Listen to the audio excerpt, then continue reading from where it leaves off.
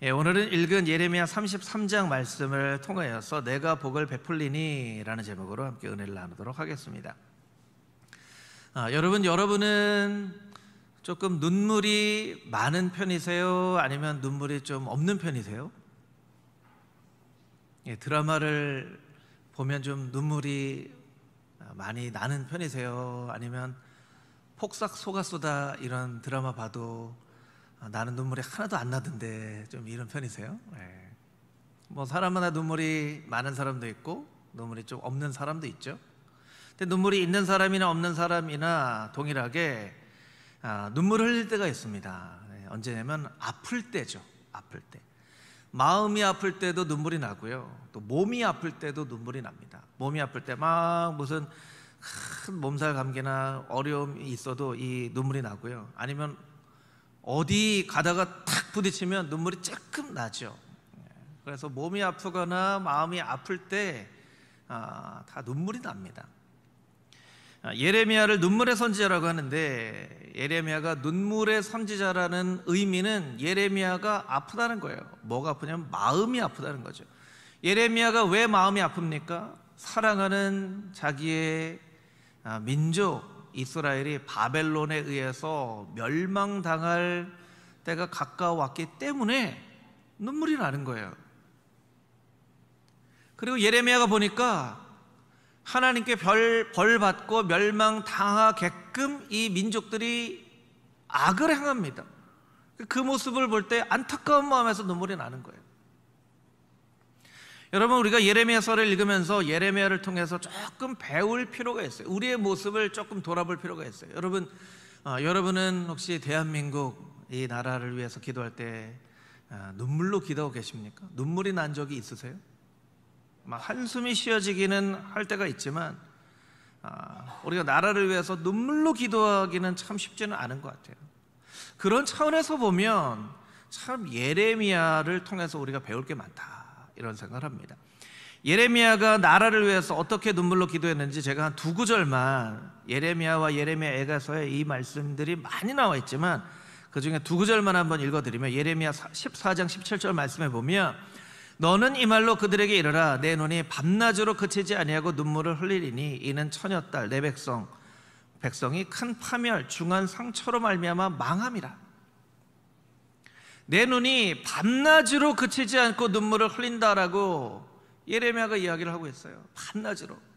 아휴, 이 나라만 생각하면 나도 모르게 눈물이 막 나는 거예요. 눈물이 밤이건 낮이건 아침이건 저녁이건 나라 생각만 하면 눈물이 나는 거예요. 예레미야 애가 3장 48절에는 어떻게 이야기를 하냐면, 딸 내 백성의 파멸로 말미암아 내 눈에서 눈물이 시내처럼 흐르로다.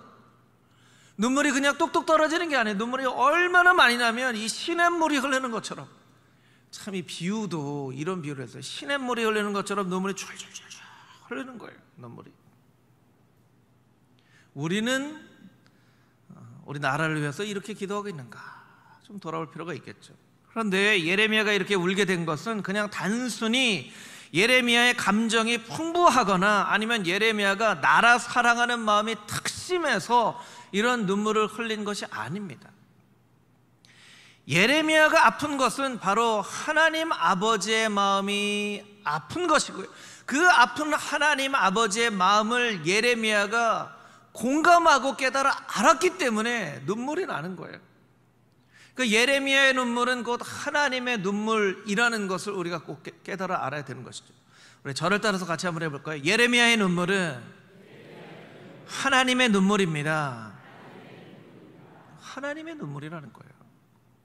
오늘날 하나님이 이 세계를 바라보면서, 이 땅을 바라보시면서 마음 아파서 눈물을 흘리고 계신 부분이 어떤 부분인가, 그것을 우리가 하나님의 마음을 잘 깨달아 알아 공감하게 된다면 내가 하나님의 너무나 아픈 마음을 공감함으로 나도 눈물로 나라를 위해서 기도할 수 있다는 것이죠. 그것이 우리 나라일 수도 있고 전 세계일 수도 있고, 지금도 전쟁 중인, 우리 장로님 기도하셨지만 전쟁 중인 그런 땅들을 바라보면서 얼마나 저 땅에 있는 사람들은 힘들고 아플까, 그리고 그 땅을 바라보면서 우리 하나님 아버지는 얼마나 슬프고 아프실까, 하는 마음이 우리의 마음 가운데 들어야 된다는 거예요. 우리는 오늘 본문의 말씀을 통해서 눈물의 선지자 예레미야가 어떻게 그 나라 민족을 위해서 눈물로 기도했는지 그 영적인 메시지들을 발견해 나가기를 원합니다. 우리 1절에서 3절까지 있는 말씀을 같이 한번 다시 읽도록 하겠습니다. 1절에서 3절 말씀입니다. 예레미야가 아직 시위대 뜰에 갇혀 있을 때에 여호와의 말씀이 그에게 두 번째로 임하니라. 이르시되 이를 행하시는 여호와, 그것을 만들며 성취하시는 여호와, 그의 이름을 여호와라 하는 이가 이와 같이 이르시도다. 너는 내게 부르짖으라. 내가 내게 응답하겠고 내가 알지 못하는 크고 은밀한 일을 내게 보이리라. 아멘. 우리가 예레미야 하면 가장 우리의 머릿속에 잘 기억되어지는 말씀이 3절 말씀이죠. 너는 내게 부르짖으라. 내가 내게 응답하겠고 내가 알지 못하는 은밀한 일을 내게 이루리라, 보이리라. 이것은 단지 간절한 마음으로 기도하면 하나님이 응답하신다는 구절이 아닙니다. 이 3절 말씀을 이해하기 위해서는 1절 말씀과 2절 말씀을 이해를 해야 되는데, 1절 말씀을 우리 자막으로 다시 한번 보시면 이런 기도를 예레미야가 할 때가 언제였냐면 아직 시위대 뜰에 갇혀 있을 때라고 이야기를 하고 있습니다. 아직 시위대 뜰에 갇혀 있다는 것은 이미 오래전에 시위대 뜰에 갇혔다는 거예요. 시위대 뜰은 가장 흉악한 범죄를 저지르는 범죄자를 왕궁에 있는 감옥에 가둬서 절대로 도망치지 못하도록 만드는 그런 일이죠. 예레미야가 왜 시위대 뜰에 갇혔는가, 이 표로 제가 정리를 좀 해봤는데요. 32장, 오늘 우리가 읽은 본문의 말씀의 한 구절 앞에 32장 말씀을 보면 예레미야가 시위대 뜰에 갇혀요. 왜 갇혔냐면 바벨론이 예루살렘을 포위하고 있는데 예레미야가 예언을 하는 거예요. 우리는 저 바벨론에게 망할 것입니다. 그 시드기야 왕이 화딱지가 나서 예레미야를 가둬버립니다. 왜냐하면 예레미야가 자꾸 이렇게 하면 백성들의 마음이 동요가 되겠어요, 안 되겠어요? 동요가 된단 말이에요. 예레미야는 그러면 왕 화딱지 나게 만들려고 이 예언을 한 겁니까? 아닙니다. 하나님이 그렇게 분명히 말씀하셨기 때문에 그래요. 저 바벨론은 내 백성 이스라엘을 정신 차리게 만들려고 내가 사용하는 민족이다. 그러니까 저 바벨론하고 싸우지 말아라. 그리고 바벨론에게 맞든 정신을 차리는 게 너희에게 중요한 것이지, 바벨론하고 맞서 싸우다 보면 너희가 더 큰 어려움을 당하게 된다. 예레미야만 하나님의 뜻을 알고 있었어요. 그러니까 예레미야의 뜻을 하나님의 뜻을 알지 못하는 이 왕이 예레미야를 가둬버린 거죠. 그러니까 BC 588년쯤 됩니다. 이스라엘이 멸망한 것이 586년이니까 한 망하기 2년 전이죠. 그것이 32장의 말씀이고, 한 장 지나서 오늘 33장 말씀을 보니까 아직도 여전히 예레미야가 시위대 뜰에 갇혀 있습니다. 또 예레미야 38장 말씀 보니까 예레미야가 시위대 뜰에서 나오긴 했지만 더 심각하게 이 우물 안에 그냥 던져버려요. 이거는 죽이려고 한 거예요. 우물 안에 던져버렸는데 우물에 물이 마르고 밑에 진흙이 있어서 여차하면 예레미야가 그곳에서 굶어 죽든지 병 걸려 죽을 수밖에 없는 거예요. 그래서 에벤멜렉이 이렇게 하면 안 됩니다 해서 예레미야를 구출해냅니다. 그래서 예레미야가 다시 시위대 뜰에 갇힙니다. 그리고 예레미야 38장, 39장, 40장까지도 예레미야가 시위대 뜰에 갇혀 있는데, 장수로 보면 32장에서 40장까지의 이 분량이 다 이 감옥에 갇혀 있을 때 예레미야가 예언한 말씀이에요. 횟수로는 한 2년 정도 갇혀 있었죠. 너무나 역설적으로요, 예루살렘이 멸망하고 바벨론의 느부갓네살이 이스라엘 백성들을 붙잡아 가려고 하다 보니까 예레미야가 시위대 뜰에 갇혀 있는 걸 보고 예레미야를 감옥에서 풀어줘요. 유다 왕은 예레미야를 가뒀고, 이 오히려 바벨론의 이 장군인 느부갓네살이 그 감옥에서 예레미야를 이렇게 끄집어냅니다. 갇혀 있을 때, 감옥에 갇혀 있을 때, 여러분, 감옥은 어떤 곳입니까? 시간이 정지되어 있는 곳이죠. 아무도 만날 수 없는 곳이에요. 벌 받는 곳이에요. 그런데 여러분 공간적으로 보면 이렇게 닫혀 있는 공간 중에 아무도 만날 수 없고 어떤 일도 할 수 없는 그런 이 진공 상태라고 할 수 있는 공간이 두 공간이 있어요. 하나는 감옥이고 또 하나는 성막 안에 들어있는 지성소예요. 지성소는 아무도 들어갈 수 없고 대제사장만이 1년에 한 번씩 들어갈 수 있는 곳이거든요. 지성소 안에는 법궤가 있었습니다. 법궤 안에는 모세의 십계명 두 돌판이 있었어요. 그러니까 지성소는 하나님의 말씀이 보존되어 있는 그런 공간이에요. 하나님이 만나시는 곳이고요. 굉장히 역설적으로 하나님은 때때로 하나님의 사람들에게 이 감옥을 지성소처럼 사용하실 때가 있어요. 대표적인 예가 사도 바울이죠. 사도 바울이 감옥에 갇힙니다. 사도 바울 사실 감옥에 갇힐 이유가 없잖아요. 근데 감옥에 가두세요.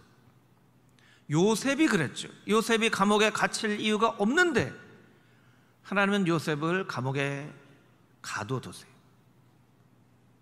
그리고 지성소가 하나님의 말씀이 보존되어 있는 장소인 것처럼 그 감옥 안에서 하나님의 말씀을 듣게 하세요. 그리고 기도하게 하세요. 오늘 1절에 예레미야가 아직 시위대 뜰에 갇혔을 때 여호와의 말씀이 그에게 두 번째로 임하니라. 3절 말씀에 보면 너는 내게 부르짖어라. 부르짖어 기도하라는 거예요. 감옥 안에서 부르짖어 기도하면 내가 너에게 응답할 것이다. 내가 미처 알지 못하는 크고 은밀한 일을 너에게 보일 것이다 말씀하고 계세요. 이것이 오늘날 우리에게 주시는 영적인 메시지가 무엇입니까? 우리가 감옥에는 갇혀있지 않더라도 감옥같이 우리를 얽어매어서 옴짝달싹 할 수밖에 없게 만드는 그런 상황 가운데 있을 수 있거든요. 어떤 사람은 질병의 감옥에 갇혀 있습니다. 어떤 사람은 돈의 감옥에 갇혀 있습니다. 어떤 사람은 관계의 감옥에 갇혀 있습니다. 그리고 꼼짝달싹 할 수 없어서 나는 아무런 희망도 없구나라고 생각할 때가 있어요. 그럴 때 하나님께서 예레미야처럼 우리에게 말씀하시는 겁니다. 너는 하나님의 말씀을 들어라. 그리고 부르짖어 기도해라. 여러분, 여러분의 상황이 혹시 감옥같이 갇혀있는 상황입니까? 예레미야처럼 하나님 말씀을 듣고 부르짖어 기도하는 하나님의 거룩한 백성들이 다 되시기를 주님의 이름으로 축복합니다. 아멘. 감옥을 지성소처럼 사용하세요. 감옥을 지성소처럼 사용하세요. 그리고 하나님께서 뭐라고 말씀하시냐면 2절처럼 말씀하세요. 2절을 자막으로 한번 다시 보여주시면 너는 내가 누구인지를 꼭 기억해야 되는데 나는 일을 행하는 하나님이야. 일을 만들어서 성취하는 하나님이야. 그 이름을 여호와라 하는 이가 너에게 이같이 말하고 있다. 너 감옥같이 꼼짝없는 상황에 있다고 기도하는 거 포기하지 말고 말씀 듣는 거 포기하지 마. 너는 꼼짝없이 갇혀 있을지라도 나는 일하는 하나님이고 나는 만들어서 성취하는 하나님이야. 네가 기도할 때 내가 일하고 역사하고 성취할 것이기 때문에 너는 내가 어떤 사람이 어떤 존재인지 어떤 하나님인지를 기억하고 반드시 내가 어떤 하나님인지를 기억하고 너는 기도와 말씀을 멈추지 말아야 된다라고 우리에게 말씀해 주시는 거예요. 그래서 예레미야가 그 시위대들에 갇혀 있을 때 하나님 말씀 듣고 간절한 마음으로 기도하잖아요. 나중에 보면요, 그 감옥에서요 땅도 사요. 땅도. 그러니까 사람들이 볼 때는요 미친 거죠. 감옥에 갇혀 있는데 언제 나올지 모르고. 이 시위대들에 갇혀있는 범죄자는요 언제 나올지 모르는 중범죄자예요. 그런데 아나도 땅을 사잖아요. 아니 아나도 땅을 왜 삽니까? 나중에 이 나라가 회복되면 필요할 거야. 이것을 상징적으로 보여주는 것이죠. 어떻게 예레미야는 감옥에서 안아도 땅을 살 수 있었던 것일까요? 예레미야에게 그런 믿음이 있었기 때문이에요. 우리 하나님 여호와는 일하시는 하나님, 이를 만들어서 성취하시는 하나님이시기 때문이야 라는 믿음이 있었기 때문에 그래요. 여러분, 하나님께서 여러분의 가정 가운데 역사하시고 일하시는 줄 믿습니다. 하나님께서 여러분의 자녀 손 가운데 일하시고 역사하시는 줄 믿습니다. 그 믿음이 우리에게 있어야 우리가 기도할 수 있어요. 기도할 수 있어요. 너는 내게 부르짖으라 내가 내게 응답하리니 내가 알지 못하는 크고 은밀한 일을 내게 보이리라. 이 말씀이 바로 여러분에게 주시는 하나님의 음성이 될 수 있게 되기를 주님의 이름으로 축복합니다. 아멘. 4절 5절에 있는 말씀 우리 같이 읽겠습니다. 시작. 이스라엘의 하나님 여호와께서 말씀하시니라. 무리가 이 성읍의 가옥과 유다 왕국을 헐어서 갈대아인의 참호와 칼을 대항하여 싸우려 하였으나 내가 나의 노여움과 분함으로 그들을 죽이고 그들의 시체로 이 성을 채우게 하였나니 이는 그들의 모든 악행으로 말미암아 나의 얼굴을 가리어 이 성을 돌아보지 아니하였음이라. 아멘. 여러분, 성경을 읽을 때 잘 이해가 되세요? 아니면 이해가 좀 안 될 때가 많으세요? 이해가 좀 안 될 때가 많죠. 이게 당연한 일입니다. 왜냐하면 이 성경이 번역된 것은 한 100년 전에 사람들이 일상생활처럼 쓰던 그런 어체로 썼기 때문에 성경을 읽으면 좀 잘 이해가 안 될 수가 있습니다. 그러니까 여러분, 성경을 읽을 때 쉽게 번역된 성경, 공동번역이나 새번역이나 현대인의 성경이나 우리말 성경이나 이런 성경과 같이 읽어보시는 것이 꼭 필요합니다. 이 4절 5절 말씀도 이해될 듯 안 될 듯 한데 공동번역 성경으로 이 말씀을 제가 다시 한번 읽어봐 드리면 이런 말씀입니다. 수도 예루살렘의 집들과 유다 왕궁이 어떻게 될 것인지 이 야훼가 이스라엘의 하나님으로서 선언한다. 그 집들은 허물어지리라. 너희는 토성을 쌓고 공격해오는 바빌론 사람들과 싸우러 나가려고 한다마는 그것은 쓸데없는 짓이다. 나가 싸우다가는 집집마다 시체만 뒹굴게 될 것이다. 이 백성이 온갖 못할 짓을 하였기 때문에 나는 이 성을 외면하는 것이다. 너무 화가 나서 분통을 터뜨려 이 백성을 쳐 죽이려 하는 것이다. 너무나 무서운 말씀이죠. 하나님이 이 백성을 쳐 죽이려 하는 것이다. 이 말씀 잘 이해해야 되는데요, 하나님이 정말 이스라엘 백성들 죽이려고 하는 것이 아니라 하나님의 화가 끝까지 화가 나셨다는 거예요. 끝까지 화가 나셨다는 거예요. 이런 말을 하면 안 되지만 우리도 일상생활이나 아니면 뭐 드라마나 영화를 보면요, 정말 어떤 사람이 화가 끝까지 나면 어떻게 말하냐면 막 죽이겠다고 말하잖아요. 죽여버린다 그러고 막 너 죽고 나 죽자. 우리나라 사람이 제일 무서운 게 너 죽고 나 죽자. 보통은 너 죽고 나 살자 돼야 되는데 너 죽고 나 죽자. 그런데 이제 드라마 같은 데 보면요, 어떤 어머니가 자식이 하도 말을 안 들으니까 막 너 죽고 나 죽자, 막 살아서 뭐하냐 하고 한바탕 하고 나서 주방에 가서 찌개 끓이세요. 아들 먹이려고. 사실 말이 안 되는 건 너 죽고 나 죽자고 했는데 찌개 끓이고 고기 굽고 하는 거예요. 그러면서 찌개 만들고 고기 구우면서 이제 속으로는 아이고 저놈의 자식 꼴배기도 싫. 저놈의 자식 꼴배기 싫으면 이렇게 고기 구울 필요가 있어요, 없어요? 이 구울 필요 없어요. 이게 어머니 마음인 거예요. 엄마 마음이에요.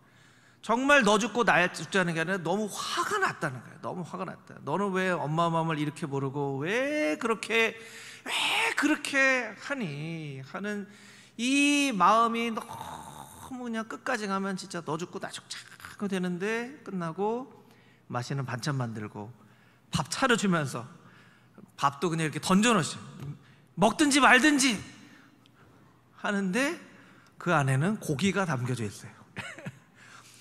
이게 이제 엄마 마음인 거예요. 여러분, 성경이 그런 거예요. 성경에 얼마나 하나님께서 내가 멸하겠다, 내가 망하게 하겠다, 정말 막 이런 말씀이 많아요. 그러니까 선지서 말씀 읽기가 좀 쉽지 않죠. 이 말씀을 그대로 이해하면 우리 하나님 정말 무서운 하나님, 정말 공동번역이 얼마나 무시무시해요. 내가 이 백성 쳐 죽이려고 하는 것이다. 그게 아니에요. 속상하시다는 거예요. 화가 난다는 거예요. 화가 난다는 거예요. 성경에 보면요, 황금률이라는 것이 있습니다. 황금률, 여러분들이 한번 들어보신 적이 있을 텐데, 황금률이라는 것은요, 기원 후 3세기에 로마 황제였던 알렉산더 세베루스라고 하는 황제가 성경의 어떤 말씀을 듣고, 와, 이 말씀은 정말 잊어버리면 안 되는 말씀이 되겠구나 해서, 황제이기 때문에 황금판이 있었다고 합니다. 황금판에다가 이 구절을 새겨서 이건 내가 절대로 잊어버리지 말아야 되겠다 하는, 예수님을 알지 못하는 황제가 성경에 있는 말씀을 적어놓고 그 이후로부터 뭔가 아주 중요한 그런 약속을 황금률이라고 합니다. 이 세베루스 황제가 읽은 구절은 마태복음 7장 12절 말씀이에요. 우리 자막으로 같이 한번 읽어볼까요? 마태복음 7장 12절 우리 함께 읽어보겠습니다. 시작. 그러므로 무엇이든지 남에게 대접을 받고자 하는 대로 너희도 남을 대접하라. 이것이 율법이요 선지자니라. 아멘. 대접을 받고자 하는 자들은 대접해야 된다라는 거예요. 우리는 뭐 너무나 익숙하게 들은 말씀인데, 이 황제에게는 이게 굉장히 은혜가 됐던 것 같아요. 이것을 이제 한자어로 하면 조금 익숙하지 않은 한자 성어인데요, 출이반이라는 말이 있습니다. 나에게 나간 것은 반드시 나에게로 돌아온다, 뭐 뿌린 대로 거둔다, 이런 의미이죠. 그래서 어거스틴은 이런 얘기도 합니다. 사랑하는 것이 곧 사랑받는 것이다. 여러분 중에 사랑받고 싶어하는 분들은요, 사랑하시면 돼요. 사랑하는 만큼 사랑이 되돌아온다는 거예요. 누구에게 칭찬받고 싶은 사람은 칭찬해 줘야 됩니다. 누군가 나에게 무언가 선행을 베푸는 그 선행을 받고 싶은 분들은요, 열심히 선행을 하시면 돼요. 여러분, 누군가 여러분에게 밥 사주면 좋겠어요, 안 좋겠어요? 좋으시죠? 누군가 여러분에게 밥 사주는 그 비법 가르쳐 드릴까요? 여러분들이 사주시면 돼요. 사주시면 돼요. 사주면 반드시 그 밥이 돌아옵니다. 더 맛있는 밥으로 돌아오느냐 그렇지 않느냐 이런 문제가 있지만, 가정 안에서도 보면요, 가정 안에서도 보면 내가 좋은 말을 안 하니까 좋지 않은 말이 돌아오는 거예요. 그런데 나는 내가 한 말은 잘 기억을 못하고 내가 들리는 말만 듣는 거죠. 남편이, 아내가, 혹은 자식이, 부모님이 왜 저렇게 얘기하시는지 모르겠다고, 왜 저렇게 얘기하는지 모르겠다고, 왜 저렇게 하는지 모르세요? 여러분들이 그렇게 얘기하셨으니까 그렇게 얘기하는 거예요. 그러니까 사람은 그렇게 자기 자신은 몰라요. 자기 자신은 몰라요. 여러분, 하나님이 축복을 해주신다고 성경에 창세기부터 요한계시록까지 말씀해주고 계신데, 그 축복을 우리가 받아 누리지 못하는 이유가 있습니다. 그 복을 받을 만한 행동이나 받을 만한 삶을 살지 않기 때문에 그래요. 그러니까 성경이 이야기하잖아요. 그들이 모든 악행으로 말미암아 내가 정말 싫어하는 온갖 나쁜 짓을 해놓고 저렇게 회개도 안 하고 돌이키지 않으니까 내가 바벨론을 들어서 책망할 수밖에 없지 않냐, 이게 말씀이에요. 그러니까 오늘 말씀을 통해서 우리가 나 자신을 자꾸 돌아봐야 돼요. 근데 사실은 이제 나 자신을 돌아보기가 쉽지 않죠. 이게 정말 제일 어려운 거예요, 나 자신을 돌아보는 거. 재미난 일은요, 여러분, 운동을 하다 보면요, 뭐 야구를 예를 들어 볼까요? 세계 최고의 야구 선수가 있어요. 막 요새는 스포츠 운동선수들이 받는 연봉이 너무너무 상상을 초월할 정도로 막 많아요. 뭐 예를 들면 뭐 100억 원을 받는 좋은 야구선수 투수가 있어요. 이 투수는 정말 최고의 투수예요. 여러분, 이 투수에게도 코치가 필요할까요? 필요 없을까요? 코치가 필요해요. 전 세계 축구 제일 잘하는 사람 뭐 메시, 호날두 이런 사람이라고 하는데 막 엄청난 선수예요.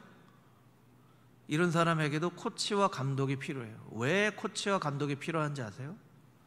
자기는 자기의 모습을 잘 모르기 때문에 그래요. 그래서 코치가 이렇게 하는 게 좋겠다, 이렇게 하는 게 좋겠다, 그 얘기를 들어야 돼요. 코치가 여기 있죠. 이 성경 말씀이 코치예요. 우리 감독이에요. 성경 말씀을 잘 들어요. 두 번째 코치가 있는데 여러분 주변에 있는 분들이에요. 주변에 있는 분들. 나는 나 자신의 모습을 잘 돌아볼 수 없기 때문에 하나님은 공동체를 허락하셔서 서로의 모습을 통해서 나 자신을 보게 만드세요. 그래서 교회 안에서 무언가 좋은 모습도 있고 나쁜 모습도 있으면 나쁜 모습을 보면 왜 저 사람 저렇게 말하고 행동해? 할 필요가 없어요. 그게 바로 내 모습인 거예요. 나 자신을 잘 돌아보게 하라고. 나의 행동이나 나의 말은 혹시 저런 모습이 아닐까 돌아보게 하시려고 하나님의 공동체를 주신 거예요. 그러니까 성도들은요, 열심히 하나님 말씀을 거울 삼아 읽어야 되고, 공동체 안에서 함께 신앙생활하면서 이 사람 어떻고 저 사람 어떻고 판단하는 것이 아니라 내 모습을 자꾸 돌아봐야 되는 거예요. 그래야 하나님께서 약속하신 이 복을 받아 누릴 수가 있는 것입니다. 여러분, 열심히 말씀과 공동체의 모습을 통하여서 여러분 자신을 돌아볼 수 있는 지혜로운 백성이 되어줄 수 있게 되기를 주님의 이름으로 축복합니다. 아멘. 우리 마지막으로 6절에서 10절까지의 말씀을 살펴보도록 할 텐데요, 이 말씀을 읽지 않고 제가 설명을 드리도록 하겠습니다. 6절에서 10절 말씀을 보니까요, 너무나 재미난 말씀이에요. 왜 재밌냐면 방금 전까지 5절 말씀에도 내가 이 백성들 혼내고 내가 공동번역 성경은 뭐 쳐 죽이리라 이렇게 했는데 6절 말씀에 보니까 6절 자막으로 보여주세요. 바로 하나님께서 뭐라고 말씀하시냐면 내가 이 성읍을 치료하고 고쳐서 낫게 해줄 거다. 7절 말씀에 보니까 포로를 돌아오게 해줄 거다. 8절 말씀에 보니까 이 백성의 죄를 용서해 줄 거다. 9절 말씀에 보니까 많은 사람들 앞에서 이 이름이 기쁜 이름이 될 것이다. 그리고 10절은 이게 종합본이에요.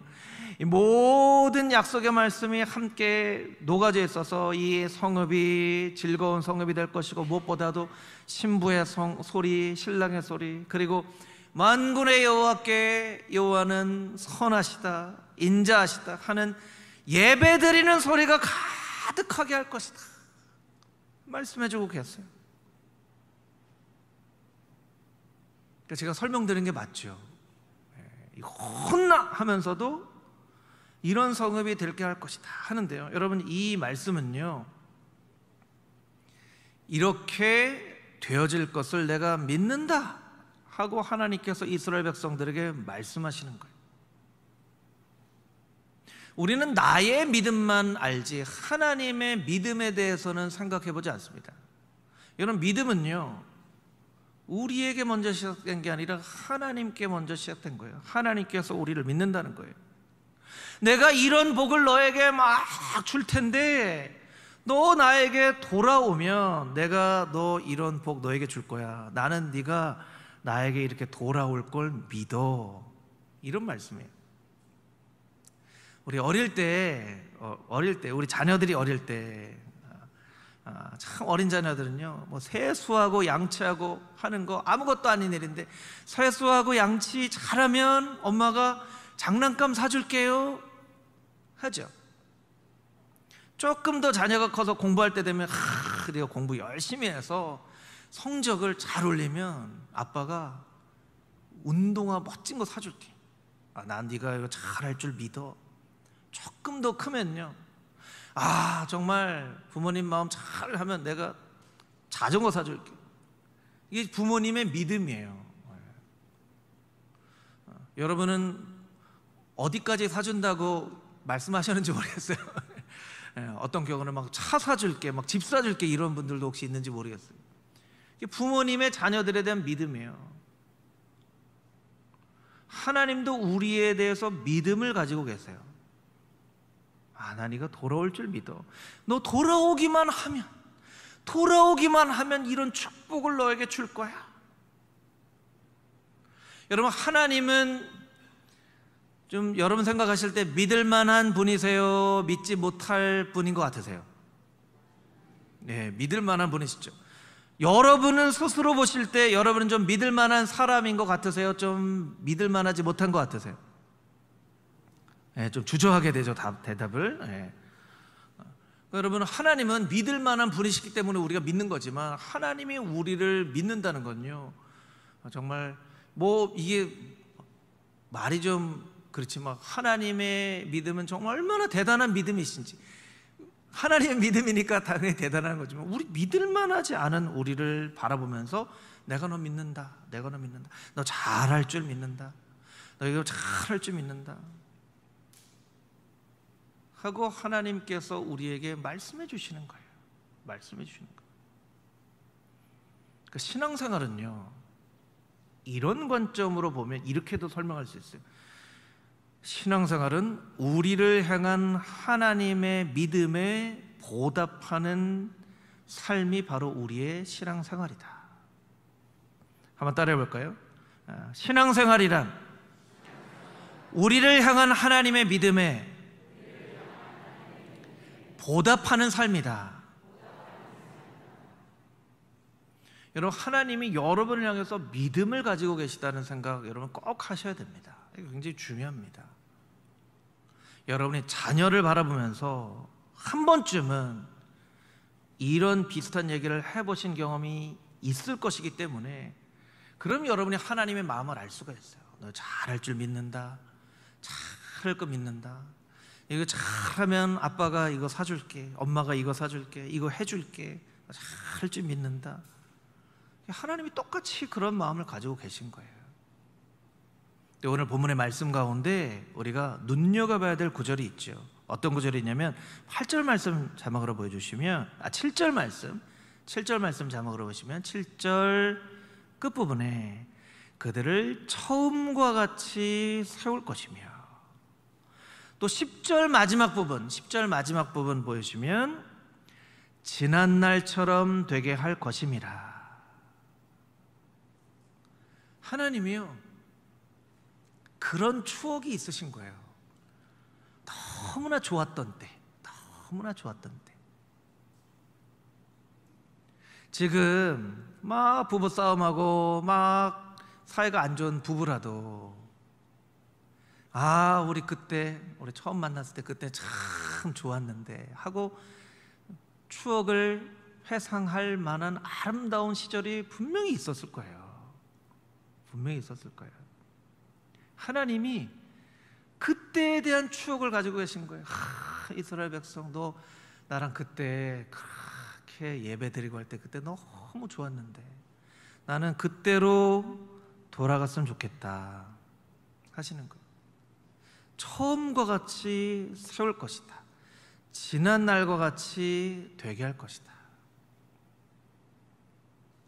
여러분 가운데는 어쩌면 과거의 어느 시점에 정말 예수님의 사랑을 깊이 경험하게 되었을 어떤 그때는 정말 밥을 안 먹어도 살 수 있을 것 같았던 그런 아주 눈부신 하나님과의 첫사랑하는 것과 같은 그런 때가 있는 분들이 있을 거예요. 하나님이 그걸 기억하고 계시다는 거예요.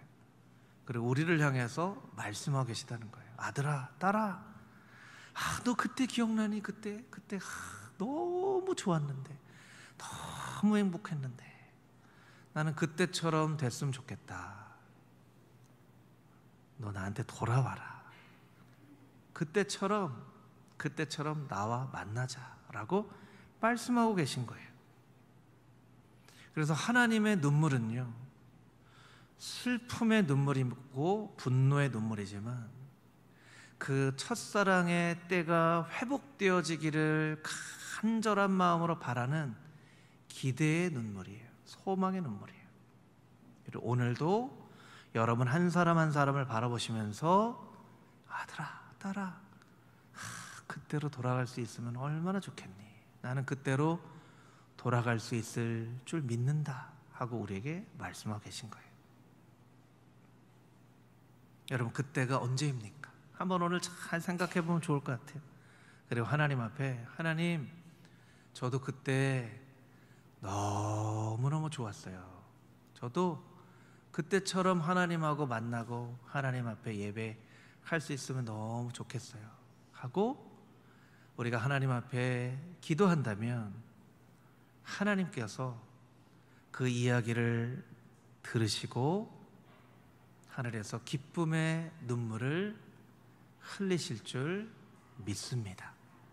그런 놀라운 영적인 회복이 저 여러분의 삶 가운데 있게 되기를 주님의 이름으로 축복합니다.